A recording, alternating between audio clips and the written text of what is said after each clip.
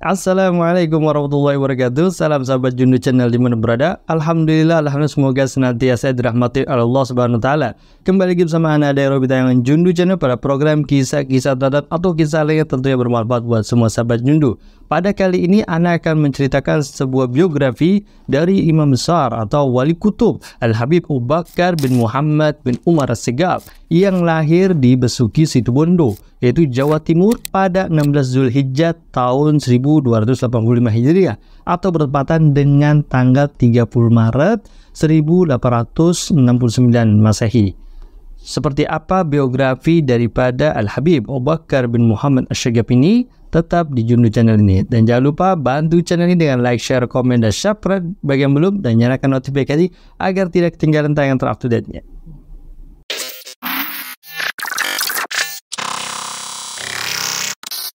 Bismillahirrahmanirrahim. Al-Habib Al-Kutub Al-Habib Abu Bakar bin Muhammad As-Segaf yang memiliki ayah yang bernama Muhammad bin Umar As-Segaf. Kemudian beliau bersama ayahnya pindah ke kota Gresik. Tak lama kemudian ayahnya beliau meninggal ketika Habib Abu Bakar masih berumur sekitar 2 tahun. Jadi masih kecil ya. La Allah al-Fatihah. Tapi Masya Allah nih Al-Kutub Al-Habib Abu Bakar ini dahsyat luar biasa. Sahabat Jundu dimana berada, Al-Habib Abu Bakar Muhammad As-Segaf adalah keturunan daripada Rasulullah SAW. Nah ini banyak nih ya, di Pampang tuh, bahkan ada di Bingkai juga tuh daripada keturunan Al-Habib Abu Bakar Muhammad As-Segaf hingga sampai kepada Rasulullah SAW. Dahsyat luar biasa. Sahabat Jundu, Al-Habib Abu Bakar Muhammad As-Segaf ini memiliki istri yang bernama Syarifah Hubabah Syifa binti Abdul Qadir As-Segaf. Nah, beliau dikaruniai putra, di antaranya adalah Al-Habib Ali bin Abu Bakar bin Muhammad As-Segaf, kemudian Habib Segaf bin Abu Bakar bin Muhammad As-Segaf. Dahsyat luar biasa, Masya Allah. Nah, Habib Abu Bakar Muhammad As-Segaf ini menghadap Allah SWT pada malam Senin tanggal 17 Zulhijjah, yaitu 1376 Hijriah atau tepatnya 15 Juli 1957 dalam usia 91 tahun. Nah, menjelang wafatnya, beliau berpuasa selama 15 hari dan seringkali berkata, "Aku merasa bahagia akan berjumpa dengan Allah SWT." Dahsyat luar biasa. Jadi beliau sering nih ngomong, seperti ini. Kayak ada sir gitu, seperti ada rahasia-rahasia yang dibukakan sama beliau nih. Luar biasa, Masya Allah. Jasad beliau disemayamkan di sebelah Masjid Jami, yaitu Kabupaten Gresik, Jawa Timur, bersanding dengan makam guru beliau, yaitu Habib Alwi bin Muhammad Hashim As-Segaf. Sahabat Jundu mana berada, perlu ketahui sanad keilmuan dari Habib Abu Bakar ini luar biasa. Di masa pendidikan yang ditempuh oleh Habib Abu Bakar As-Segaf ada 2 masa, yaitu masa ketika beliau berada di Hadramaut dan masa kedua yaitu ketika berada di Indonesia. Jadi beliau ini luar biasa thalabul ilm nih. Jadi di Hadramaut beliau belajar, bahkan di Indonesia pun juga beliau masih belajar. Nah, pendidikan di Hadramaut ini ya, yang ditempuh oleh Habib Abu Bakar Muhammad As-Segaf ini, beliau melalui satu guru ke guru lainnya. Jadi maksudnya nggak satu guru, jadi banyak guru yang ada di Hadramaut itu. Mulai dari pamannya, yaitu yang bernama Habib Abdullah bin Umar As-Segaf. Ya, nah dengan pamannya ini nih, beliau mendapatkan tuh banyak suatu pelajaran-pelajaran. Nah, paman ini selalu ngajak nih Abu Bakar kecil nih dalam perjalanan dakwahnya. Jadi ajak tuh kemana-mana. Nah, bermaksud agar membentuk nih karakter dari Al-Habib Abu Bakar ini dalam dakwah, dalam dirinya keponakannya nih. Jadi keponakannya biar ada mentalnya tuh, ada giroh dalam dakwahnya. Nah, karena pamannya mengetahui nih bahwa Habib Abu Bakar ini nantinya akan menjadi seorang wali. Jadi Habib Abu Bakar ini udah ketahuan dari kecilnya nih bukan orang sembarangan. Dan dari kecil sudah nampak tuh tanda-tanda kewalian dalam diri Habib Abu Bakar. Dahsyat luar biasa. Makanya paman itu sayang banget nih sama Habib Abu Bakar ini. Nah, di dalam setiap perjalanan dakwah yang ditempuh bersama pamannya ini nih, Habib Abu Bakar banyak mendapatkan doa dari para tokoh ulama yang ada di Hadramaut itu, yaitu para aulia tentunya dan di Hadramaut. Sebab saat itu banyak yang melihat tanda-tanda kewalian atau keistimewaan daripada Al-Habib Abu Bakar kecil ini. Nah, beliau juga dibimbing oleh Habib Syekh bin Umar bin Segaf As-Segaf. Dahsyat luar biasa. Seorang ulama yang disegani dan menjadi rujukan warga Hadramaut pada saat itu. Nah, dari pamannya tersebut, beliau belajar ilmu fikih dan ilmu tasawuf yang sebelumnya sama sekali belum mengenal ilmu itu. Jadi luar biasa, Masya Allah nih paman nih. Paman juga jago fikih dan ilmu tasawuf. Nah, Habib Abu Bakar ini tidak hanya belajar ilmu secara teori, tapi juga dipraktekin juga secara langsung hampir nih setiap malam nih beliau dibangunkan pamannya untuk melakukan sholat malam atau qiyamul lail meski usianya saat itu masih muda, sangat muda. Agar apa? Dimaksud agar Abu Bakar ini terbiasa melakukan suatu kewajiban bagi orang-orang yang mulia di sisi Allah SWT. Dahsyat luar biasa, Masya Allah. Dari kecil udah sholat tahajud, udah qiyamul lail. Karena memang Abu Bakar ini bukan orang sembarangan. Dan juga meniru nih, dia belajar di sana itu di Hadramut juga meniru keteladanan yang telah diajarkan oleh Rasulullah SAW. Nah, pendidikan yang diberikan oleh pamannya ini nih membuahkan hasil yang luar biasa terhadap kepribadian Al-Habib Abu Bakar ketika beliau beranjak dewasa. Dahsyat didikannya. Jadi didikan itu bukan teori aja, tapi dipraktekin juga, diajak tuh amaliyahnya oleh pamannya ini. Nah, semasa kecilnya Abu Bakar ini dikenalkan nih dan dididik oleh pamannya agar sering berziarah. Jadi kebiasaan itu berziarah, mengunjungi makam para ulama salaf. Dan sampai dewasa pun beliau akhirnya tetap gemar tuh ziarah-ziarah ke makam para aulia, para pendahulunya yang telah mendapatkan kedudukan yang sangat tinggi, magum aulia. Dan beliau pun juga selalu memanfaatkan waktunya untuk belajar, beribadah, dan bermunajat kepada Allah Subhanahu wa Ta'ala. Dahsyat luar biasa, Masya Allah. Emang kalau kita mau belajar agama tuh yang cocok lingkungannya itu ada di Hadramut Yaman dah tuh. Pas dah tuh kalau ente mau benar-benar fokus, khusyuk, pas dah. Di sana jauh dah tuh dari hiruk pikuk keduniaan. Kalau sini kan ada aja gangguannya, soalnya memang lingkungannya juga mendukung. Nah, kemudian di masa yang kedua ini Al-Habib Abu Bakar ini belajar lagi di Indonesia. Jadi udah belajar lama di Hadramut. Beliau pulang ke Indonesia pada tahun 1302 Hijriah itu. Saat itu Habib Abu Bakar ini masuki usia 17 tahun. Habib Bakar Muhammad Asyagab ini setelah 17 tahun beliau ini pulang ke Indonesia karena dirasa sudah cukup nih oleh guru-gurunya, ilmunya udah cukup mumpuni, jadi boleh pulang. Kemudian Habib Abu Bakar pulang ke Indonesia dengan ditemani oleh Habib Alwi bin Segab Segab.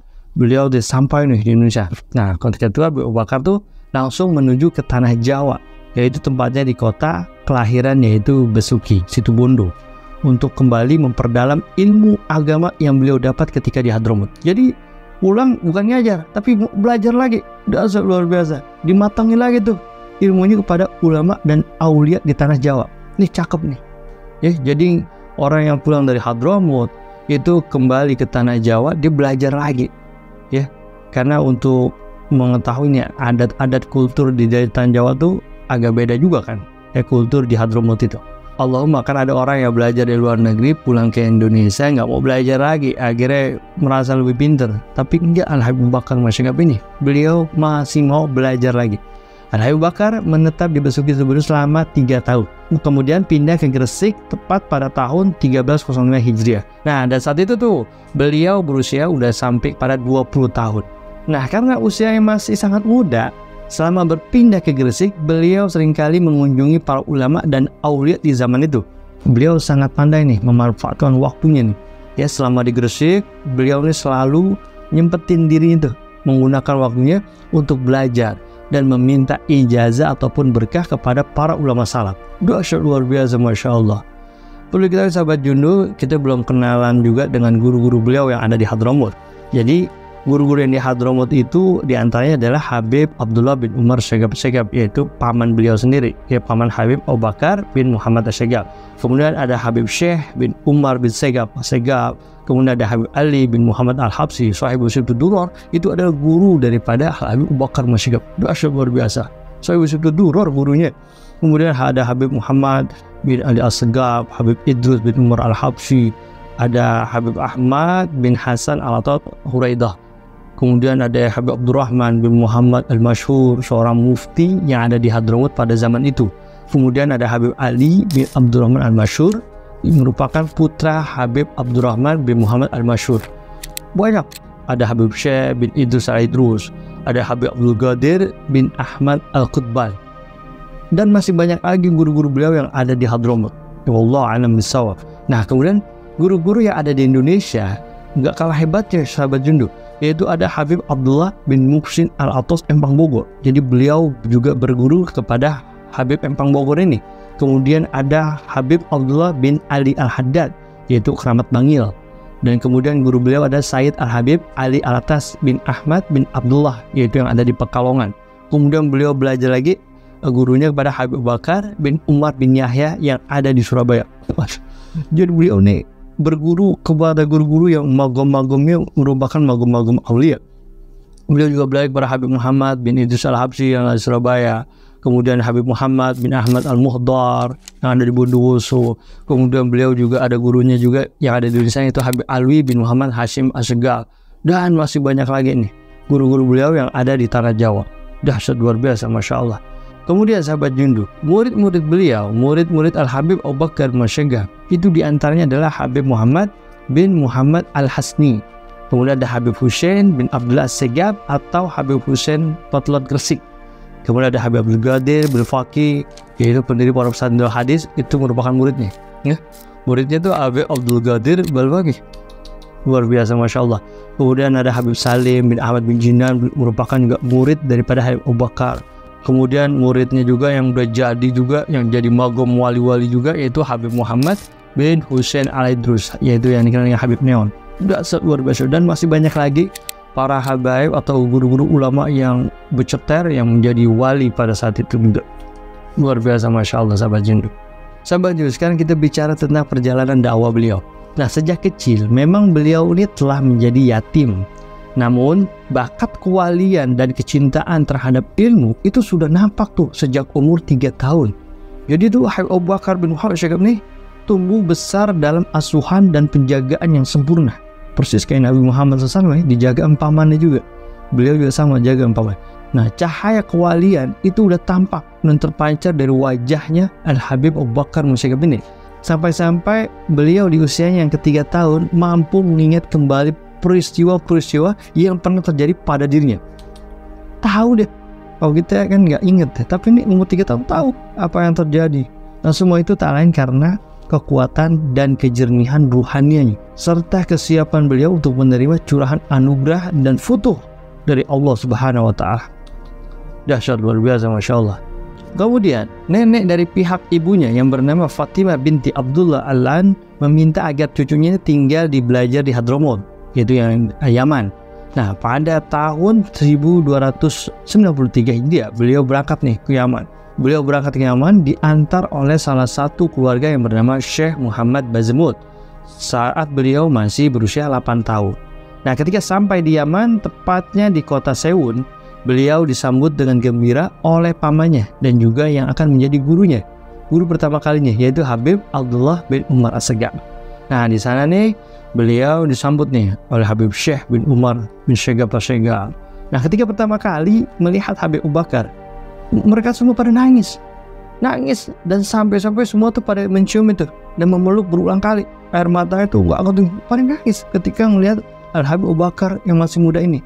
Sebab melihat pancaran sinar kewaliannya udah kelihatan dari wajah Habib Abu Bakar bin Muhammad As-Segab ini. Dahsyat luar biasa. Lalu beliau mengucapkan satu bait syair. Dia mengatakan, hati para aulia memiliki ketajaman mata. Mereka mampu memandang apa yang tidak dilihat oleh manusia lainnya. Jadi yang lihat dia, yang tahu wali ya wali. Maka yang para wali itu yang bisa melihat Abu Bakar bin Muhammad Syegab ini pada nangis. Karena dari kecil udah kelihatan pancaran kewaliannya. Dahsyat luar biasa, Masya Allah. Nah, setelah Abu Bakar menyelesaikan studinya itu, ya beliau banyak dah didatangin orang-orang dari berbagai penjuru. Rumah beliau nih tuh nggak pernah sepi dari para tamu yang datang dengan berbagai macam tujuan. Banyak orang datang. Mereka datang tuh ada yang sowan, berkunjung, ada yang minta barokah doa, dan ada yang minta solusi untuk kelangsungan hidupnya supaya berkah. Banyak macam-macam. Nah, sampai ada yang mengibaratkan tuh bahwa Habib Abu Bakar nih bagaikan ratu lebah yang menghasilkan tuh banyak madu. Kalau ratu lebah kan gitu, setiap dimana ada ratu, di situ banyak kerumunan penjaganya atau rakyatnya dah. Kayak gitu dah.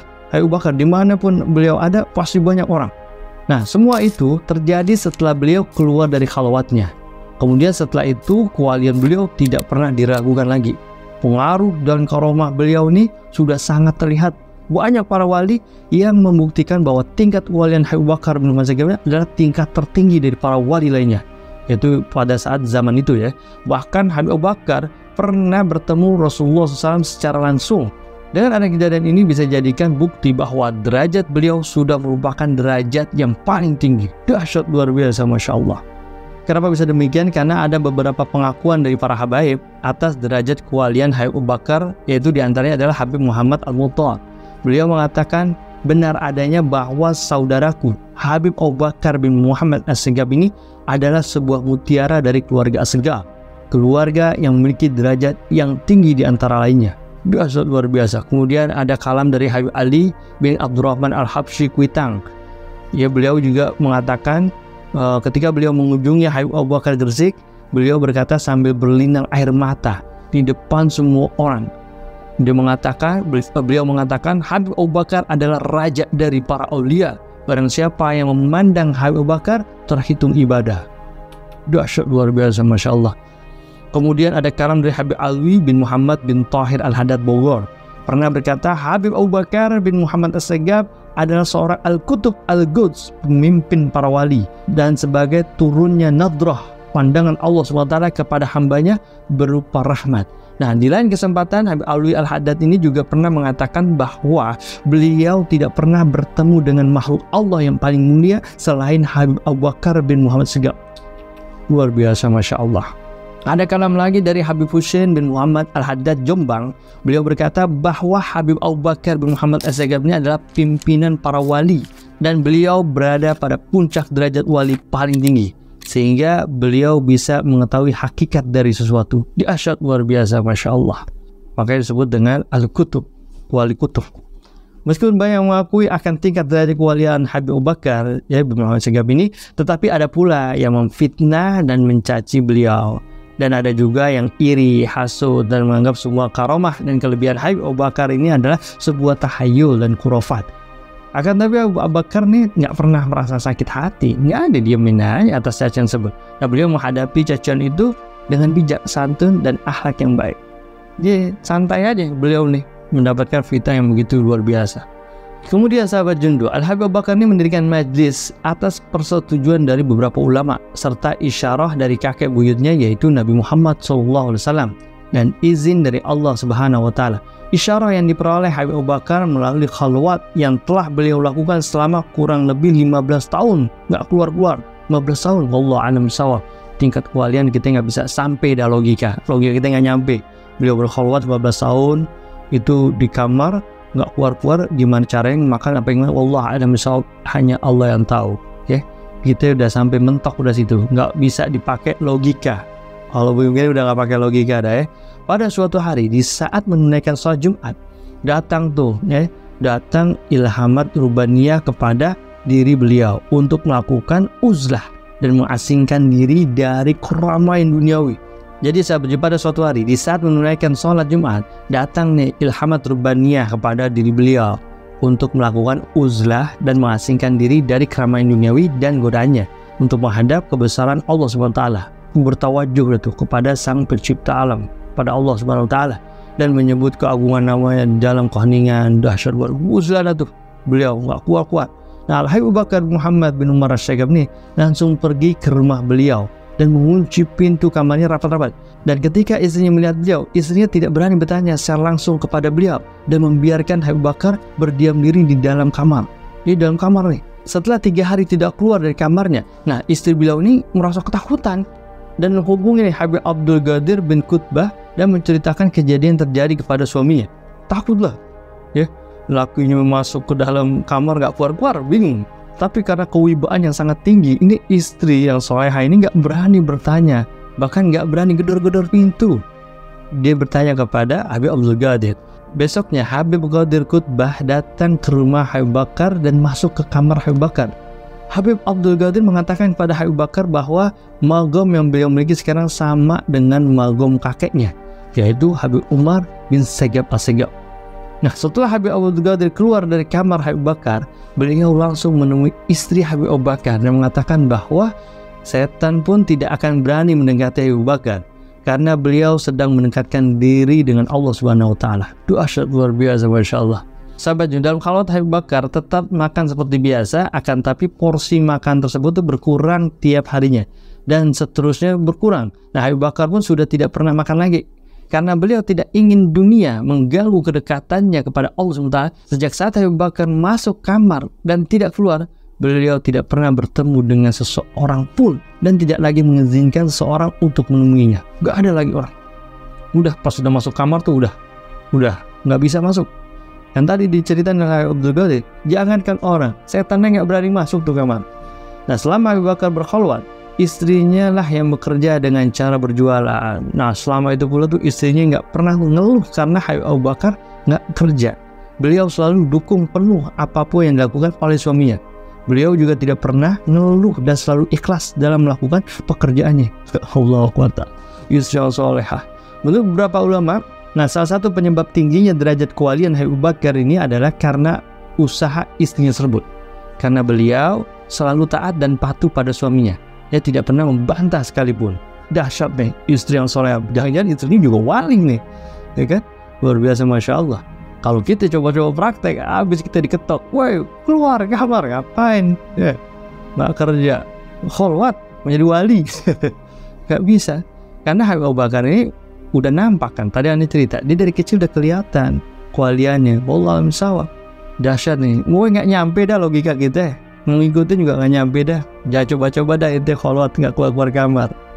Udah gitu minta makanan masuk di kamar. Kalau ini kan nggak ada, sudah masuk kamar udah nggak ada makanan lagi, nggak ada yang ganggu. Selama 15 tahun bayangin nggak keluar kamar. Dahsyat luar biasa, masya Allah.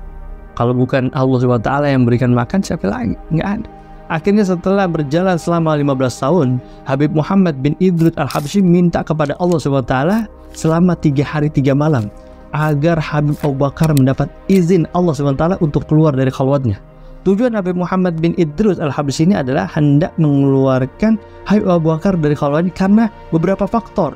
Di antaranya adalah karena usia Habib Abu Bakar tak lagi muda dan fisiknya sudah tidak sekuat masa mudanya. Karena pada masa itu sudah dibutuhkan seorang ulama yang menjadi panutan masyarakat. Jadi jangan sampai keluar nih terlalu tua gitu. Jadi maksud dari Habib Muhammad Idrus ini kalau bisa keluar pada saat masih kuat lah, masih gagah. Nah, hingga saat Habib Bakar mendapat izin keluar dari khalwatnya melalui gurunya Habib Muhammad bin Idrus al-Habsyi, akhirnya beliau langsung mendapatkan sambutan dari guru, sahabat dan muridnya. Dahsyat luar biasa, masya Allah. Ini kejadian kayak apa ini? Ketika mau keluar khalwatnya disambut oleh guru dan murid dan para jemaah. Habib Muhammad bin Idrus al-Habsyi seketika itu memeluk dan mengatakan, aku memohon dan bertawajuh kepada Allah SWT selama 3 hari 3 malam berturut-turut untuk mengeluarkan Habib Abu Bakar bin Muhammad Asy-Syaggab dari pengasingannya. Nah, setelah itu Habib Abu Bakar ini diajak oleh Habib Muhammad bin Idrus al-Habsyi untuk ziarah ke makam Habib Alwi bin Muhammad Hashim Asy-Syaggab dan dikenalkan kepada para habaib dan ulama pada zaman itu, dan juga kepada masyarakat bahwa Habib Abu Bakar bin Muhammad Asy-Syaggab ini adalah seorang khalifah salaf atau pengganti para salaf pada zaman itu, atau dinamakan dengan wali kutub atau puncaknya para wali. Dahsyat luar biasa, masya Allah. Serta bisa disebut dengan As-Siddiqiyah Al-Kubra, merupakan tempat rujukan para wali di masanya. Jadi para wali pun juga belajar sama beliau.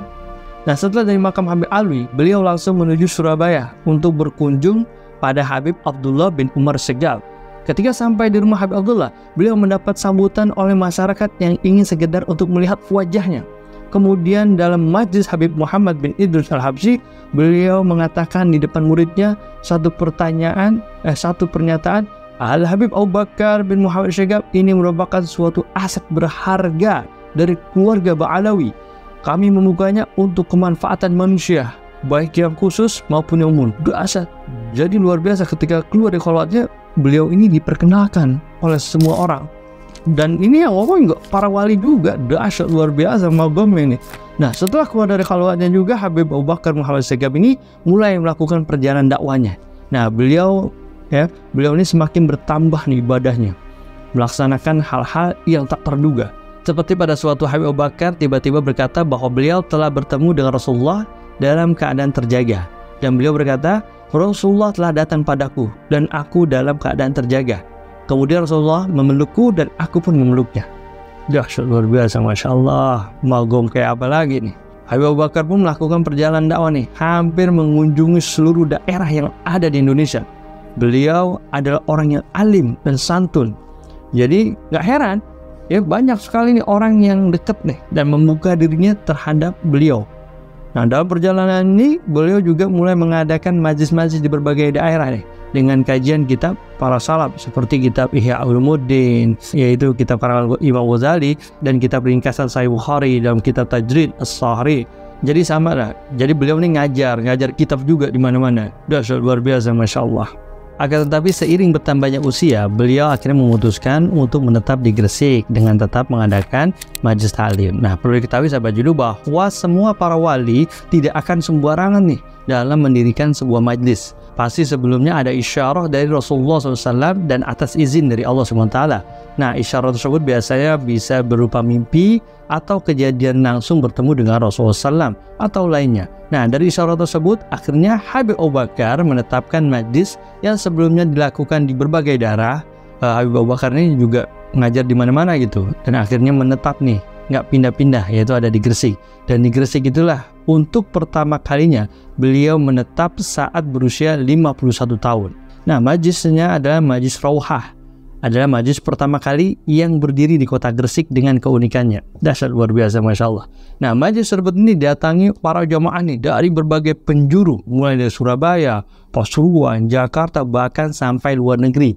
Nah, dengan adanya majlis Rauhah ini diharapkan agar Gresik aman dan terhindar dari wabah penyakit yang sebelumnya memang ada isyarah akan terjadi, karena berkah daripada Habib Abu Bakar ini tidak terjadi.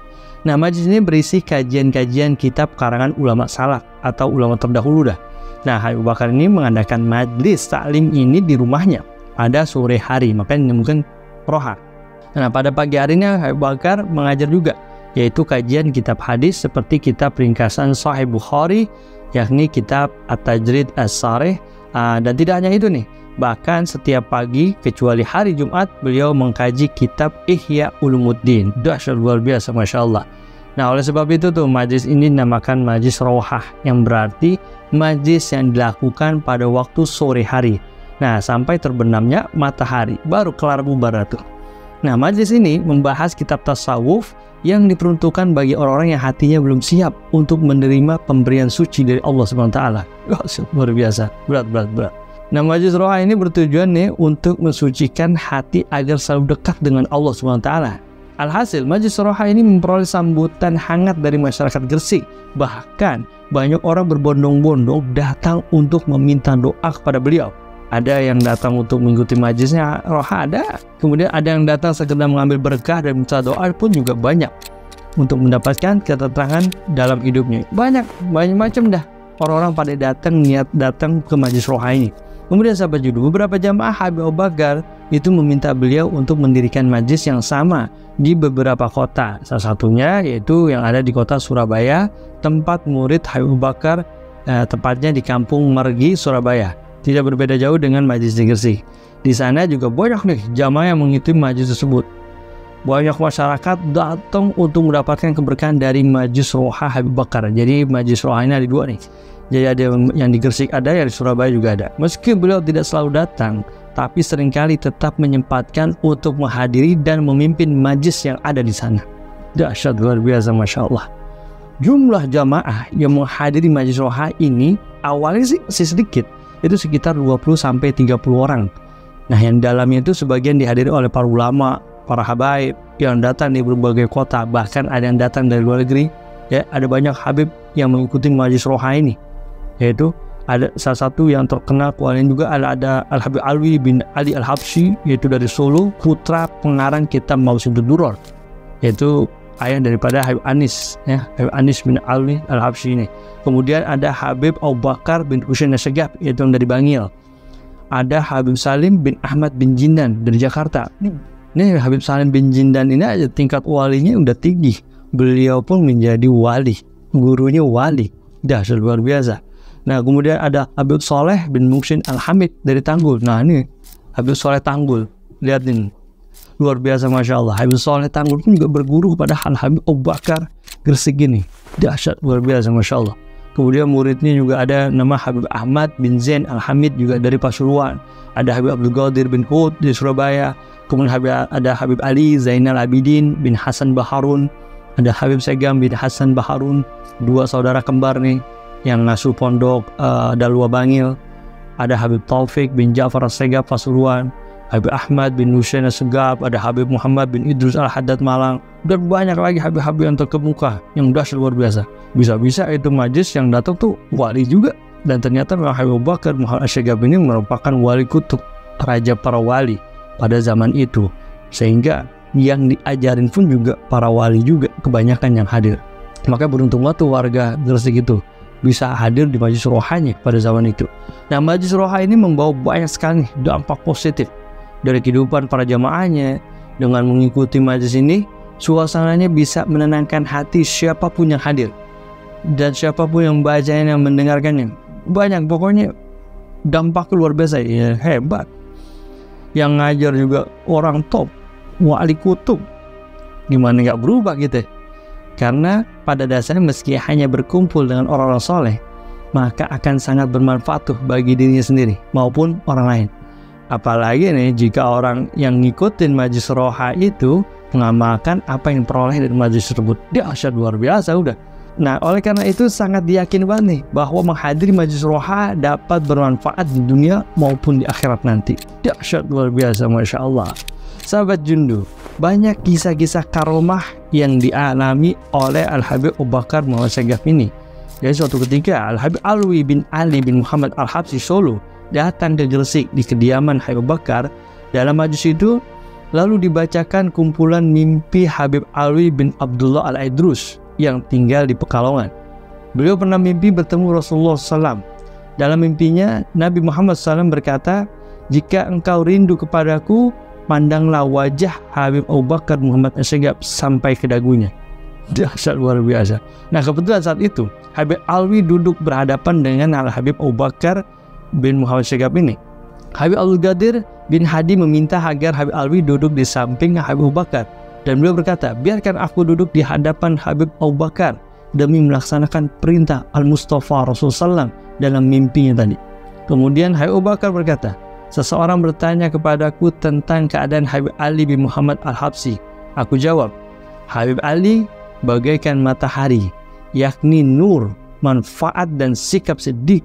Beliau seperti matahari." Dahsyat. Nah, Habib Ali telah memberikan manfaat kepada banyak hamba Allah SWT. Setiap hamba memperoleh manfaat dan cahaya beliau. Semoga Allah meridai mereka semua. Allahumma. Kemudian Habib Abu Bakar melanjutkan perkataannya, beliau juga memberi kita manfaat berkat mereka dan memberi kita karunia dari mereka semua, syirnya. Meskipun niat dan amal kita jauh dari niat dan amal mereka, semoga Allah SWT tidak mengharamkan kita dari kebaikan yang ada di sisinya karena keburukan amal kita. Dahsyat luar biasa, Masya Allah. Kemudian Habib Abdul Qadir bin Umar Mulal Khela kemudian melantunkan syair Habib Ali, yang artinya suara nyanyian menghibur hati dengannya hilang segala duka. Nah, setelah qasidah selesai dibawakan, Habib Abu Bakar bertanya, "Qasidah siapa itu?" Kemudian dijawab, "Qasidah Habib Ali," jawab seseorang. Lalu Habib Abu Bakar cerita, "Ketika aku di Hadramut, Habib Ali memiliki hubungan yang sangat erat denganku. Pernikahanku yang pertama, beliaulah yang menikahkan dan membiayainya. Ketika aku hendak pergi ke Jawa, beliau juga berkata kepadaku, 'Jika kau ingin menikah lagi, aku akan menikahkanmu.' Namun aku tidak mau. Lalu beliau mengizinkan aku pergi ke tanah Jawa." Setelah diam sesaat, Habib Abu Bakar melanjutkan lagi, "Aku tidak berdiri, duduk atau mengerjakan sesuatu kecuali atas petunjuk beliau, dan beliau selalu ada di dekatku." Dahsyat luar biasa, Masya Allah. Sahibu Situdurah selalu ada di sampingnya. Kemudian Habib Abu Bakar berkata kepada Habib Alwi, "Kita semua berada dalam keberkahan ayahmu.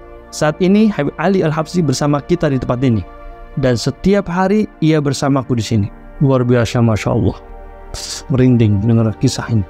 Di antara ucapan Habib Abu Bakar sebagai tahadus bin nikmah, beliau berkata, "Saat aku sakit, Al-Mustafa Rasulullah SAW datang menjengukku, dan aku dalam keadaan sadar, yaqadha.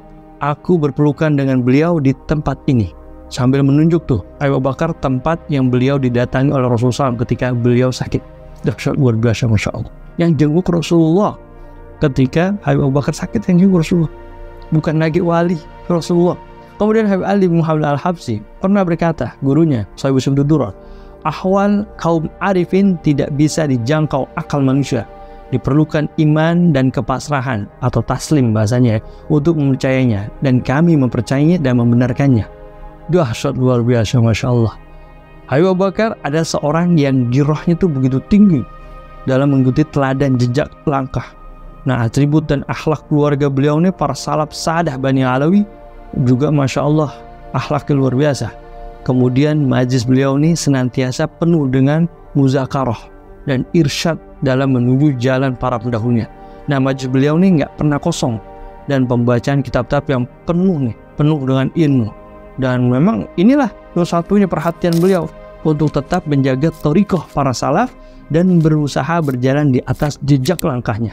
Qadaman ala qadamin bi jiddin auza'in. Luar biasa, Masya Allah. Kemudian ada karomah lagi sahabat judu. Pada suatu hari datang nih seorang pejabat yang sedang mencari anaknya yang udah lama nih hilang, nggak tahuan kabarnya kemana. Dia nanya kepada Habib Abu Bakar As-Syagab. Nah, pejabat tersebut nih mendatangi Habib Abu Bakar As-Syagab pada saat ada pengajian di Masjid Jami dan berniat menanyakan keberadaan anaknya yang hilang tersebut. Kemudian Habib Abu Bakar bin Muhammad As-Syagab nih ketika ditanya perihal itu, beliau menjawab, anak itu sudah melakukan suatu kesalahan yang sangat besar. Sekarang posisinya diikat di atas pohon oleh jin penunggu pohon besar di tengah jalan. Anaknya diikat sama jin. Kemudian pejabat tersebut memohon kepada Habib Abu Bakar agar putranya diselamatkan. Kemudian Habib Abu Bakar pun mengajak para jamaah dan penduduk mendatangi pohon besar itu. Kemudian berucap, hai jin penunggu pohon besar, lepaskanlah anak itu, cepat. Dan subhanallah, ketika itu juga anak pejabat tersebut terlihat dirantai di pohon besar dengan di sebelahnya api yang panas. Semua mata melihat dengan takut dan kagum. Habib Abu Bakar Muhammad As-Syagab bisa memperlihatkan dunia jin di siang bolong. Siang bolong, kan malam naik, siang bolong, orang pada ngeliat jin. Kemudian dia itu menjawab, ya Habib, karena kemuliaanmu aku lepaskan anak itu sekarang dan aku kembalikan ke alam kalian manusia. Sekarang pohonnya udah nggak ada, udah ditebang ya untuk dijadikan jalur jalan turun menuju arah makam Syekh Maulana Ibrahim ya Wali Songo dah. Dan kemudian ada kisah lagi sahabat jindu, yaitu kisah karomah daripada Habib Abu Bakar As-Syagab ini. Pernah suatu ketika Habib Abu Bakar tuh pernah menyebutkan penyakit yang diderita oleh anak dari Sultan Pakubuwono. Nah, saat itu anak Sultan menderita penyakit akut, udah lama nih nggak sembuh-sembuh ya, udah bawa kemana-mana pokoknya nggak sembuh. Nah, Sultan itu sudah mendatangkan banyak tabib dari berbagai penjuru, bahkan sampai luar negeri, tapi nggak ada yang berhasil menyembuhkan anaknya ini. Hingga suatu saat, suatu ketika, Sultan mendengar bahwa ada seorang wali dari kota Gresik yang sedang singgah di kota Solo kala itu ya. Yang dimaksudkan adalah Habib Abu Bakar bin Muhammad As-Syagab. Jadi udah terkenal juga nih kesohorannya, kewaliannya udah terkenal juga. Kemudian sang Sultan memerintahkan seseorang untuk menemui Habib dan menjelaskan maksud kedatangannya. Dahsyat luar biasa. Nah, setelah itu Habib menyuruh utusan keraton tersebut untuk mengambil air dari dalam keraton dan kembali menemui Habib Abu Bakar. Nah, air keraton itu didoakan oleh Habib Abu Bakar, didoain dan diminumkan kepada anak Sultan yang sakit atas izin Allah SWT. Beberapa hari kemudian anak Sultan ini sembuh sehat seperti sedia kala, nggak ada tersisa, sehat luar biasa, Masya Allah. Allah alam penyakitnya apa, tapi ada kisahnya seperti itu. Nah, atas kesembuhan anaknya ini, Sultan Pakubuwono menemui Habib Abu Bakar dan menghadiahi sebuah tanah yang berada di Solo. Kemudian tanah tersebut dibangun sebuah masjid dan diberi nama Masjid Jami Segaf. Setelah kejadian itu, Sultan memberitahu banyak orang bahwa ada seorang wali dari kota Gresik yang bisa menyembuhkan penyakit. Makin tenar udah Habib Abu Bakar, makin dahsyat luar biasa. Wallahu a'lam bishawab. Kemudian ada kisah lagi sahabat judu karomah-karomah beliau nih, yaitu suatu hari beliau nih mendapat tamu seorang wartawan dari Timur Tengah yang tidak percaya nih hal-hal yang model-model begituan, yang kaitannya dengan kekeramatan dan kewalian, ini nggak percaya nih. Kemudian Habib Abu Bakar mempersilahkan hadir dalam majelis pengajiannya. Gak apa-apa ya dia datang, biarin. Bahkan duduk di depan. Beberapa kali setelah mengikuti pengajian dan melihat peristiwa-peristiwa yang luar biasa, sang wartawan mempercayai apa yang sebelumnya tidak pernah dipercayai. Akhirnya beliau menyusun sebuah syair yang berbunyi, wahai Abu Bakar, pukullah batu yang mengeras dalam hatiku dengan tongkatmu agar bisa mengeluarkannya dan bisa mengubah pendirianku yang keras. Nah, sejak itu tuh ia semakin semangat tuh belajar kepada Al-Habib Abu Bakar. Dahsyat, luar biasa, Masya Allah. Apalagi banyak kisahnya sahabat Jundu. Jadi ada suatu hari Abu Bakar bin Thahir Al-Hamid mengumpulkan benda-benda seni antik. Orangnya suka-suka barang-barang klasik dah.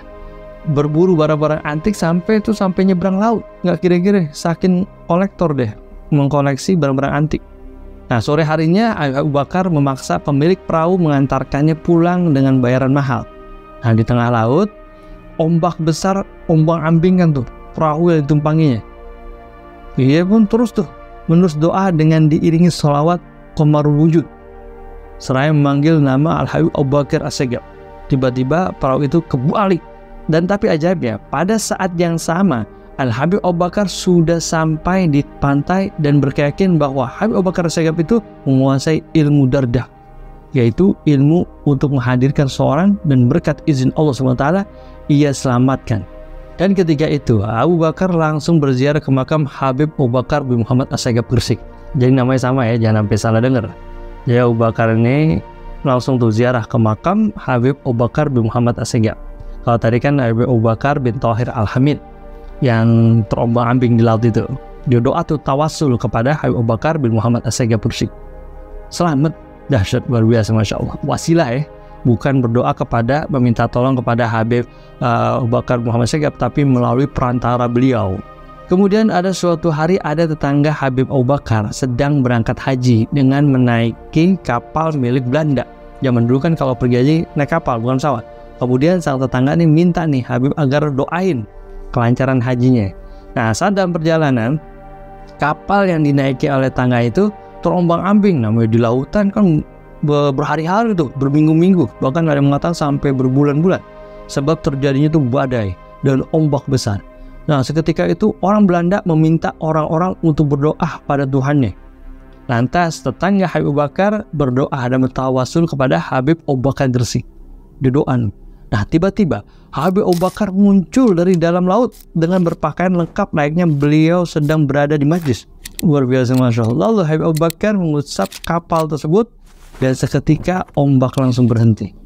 Sepulang dari haji, tetangganya langsung menemui Habib Abu Bakar ke rumahnya untuk berterima kasih atas kejadian badai waktu itu. Akan tapi Habib malah menyuruh tetangganya untuk pulang dan mengatakan, diam, jangan beritahu orang lain. Kalau saya sudah wafat baru boleh kau beritahu orang lain. Kalau dikasih tahu makin ramai, makin banyak. Luar biasa, Masya Allah. Dan masih banyak lagi karamah-karamah yang tidak bisa diceritakan di video ini. Insya Allah di lain waktu Anda akan menceritakan karamah-karamah beliau. Dan juga banyak juga wasiat dan nasihat-nasihat beliau yang sangat luar biasa, yang sangat bermanfaat bagi kita semua. Itu juga banyak ya, di dalam karangan kitab-kitab beliau juga banyak. Sahabat Jundi di mana berada, selain dari karamah-karamah, beliau juga memiliki sifat keteladanan. Pada hari Sabtu 3 Syawal 1370 Hijriah, itu pernah ada sebuah kisah diadakan majlis yang mulia di rumah Habib Abu Bakar bin Muhammad As-Segaf di Gresik ini. Nah, majlis tersebut dihadiri oleh banyak orang dari berbagai penjuru kota seperti Malang, Bangil, Pasuruan, banyak deh. Sedangkan Habib Abu Bakar ini sebagian biasa ya duduk memimpin majlis beliau, memakai jubah warna hijau, imamah putih, dan rida. Itu sorban dan selendang. Nah, dengan wajah beliau yang mulia memancarkan cahaya ilahi. Jadi kalau orang memandang beliau ini rasanya bertambah iman kita. Kemudian munsyid membacakan qasidah dari Habib Alwi bin Muhammad Al-Haddad yang isinya pujian untuk Habib Abu Bakar dan tawasul kepada beliau. Setelah itu Habib Abu Bakar menanyai hadirin mengenai siapa pengarang dan untuk siapa qasidah ini dikarang, dan menganjurkan para hadirin untuk mencontoh sifat husnuzon dari Habib Alwi, pengarang qasidah tersebut. Setelah mengucapkan kalimat tarhib, yaitu ucapan selamat datang pada para hadirin, kemudian Habib Bakar ngomong nih, berkata, sungguhnya aku memaksakan diriku untuk berpakaian seperti ini, sedangkan badanku saat ini dalam kondisi lemah. Ini semua adalah merupakan pelajaran bagi semua orang agar mengikuti dan menjaga bagaimana para salafun saleh berpakaian, dan agar tetap selalu ada orang-orang berpegang teguh untuk mengikuti jejak salaf radhiyallahu ta'ala anhum. Dahsyat, luar biasa, Masya Allah. Jadi beliau lagi sakit, lagi lemah, tapi tetap semangat ngajar kepada para jamaah, dan berpakaian juga pun sama. Al-Habib Abu Bakar bin Muhammad Asy-Syaggab ini mendedikasikan seluruh hidupnya untuk berdakwah, yaitu dengan cara mendirikan sebuah majelis ta'lim dengan nama Majelis Roha. Sejarah dalam mendirikan majelis pun sangat panjang, sehingga dalam perjalanan panjang itu pasti itu nggak mulus, pasti banyak rintangan, pasti ada aja orang yang iri nih atau nggak percaya dengan Habib Abu Bakar. Jadi nggak semulus apa yang kita bayangkan. Banyak juga fitnah zaman itu. Habib Abu Bakar memang hanya seorang manusia biasa, tapi beliau memiliki keistimewaan yang diberikan oleh Allah Subhanahu wa taala. Salah satu gurunya dari Habib Abu Bakar juga mengakui bahwa beliau bukan orang yang biasa. Bukan orang biasa. Gurunya bilang, ini bukan orang biasa. Bahwa Abu Bakar adalah seorang wali kutub atau puncaknya para wali. Sehingga beliau memiliki keistimewaan tersendiri. Yang salah satunya adalah bertemu dengan Rasulullah SAW dalam keadaan terjaga. Dahsyat, luar biasa, Masya Allah. Habib Abu Bakar pun juga tidak pernah tersinggung sama siapapun, gak marah ketika menghadapi tantangan tersebut. Bahkan ada orang yang merasa iri dengan keberadaan Majelis Roha yang didirikannya itu. Nggak sekarang aja, zaman dulu banyak orang yang iri. Kok Majelis lebih ramai gitu. Orang tersebut menganggap bahwa Majelis Roha tidak ada manfaatnya. Karena dalam Majelis Roha tuh nggak ada ceramah agama, penjelasan dari kajian kitab dan pelajaran. Nah, ketika mengetahui hal itu, Abu Bakar nggak marah, nggak langsung, oh siapa itu, kagak. Orang yang sabar, beliau sabar. Beliau memanggil orang itu untuk datang ke rumahnya dan langsung memaafkan orang tersebut. Tanpa banyak bicara, langsung dimaafin namanya Abu Bakar. Lantas orang itu nangis dan minta maaf kepada Abu Bakar karena sikapnya telah berlebihan. Jadi keteladanan beliau itu juga luar biasa, Masya Allah. Bukan karomahnya, tapi keteladanan pun luar biasa. Demikian sekelumit perjalanan panjang dakwah Habib Abu Bakar Muhammad Asy-Syaggab ini. Semoga kita bisa meneladani dan menjalankan nasihat-nasihat yang penuh kebaikan darinya. Dan semoga beliau mendapatkan tempat yang mulia di sisi Allah Subhanahu wa taala.